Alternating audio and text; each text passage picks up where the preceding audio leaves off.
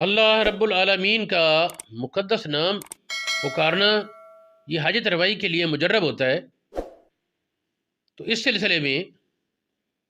اللہ رب العالمین کے 3 اسماء یا اللہ ہو، یا رحمان ہو، یا رحیم، یہ جمعہ کے روز جمعہ کی نماز پڑھ کر گنتی کے بغیر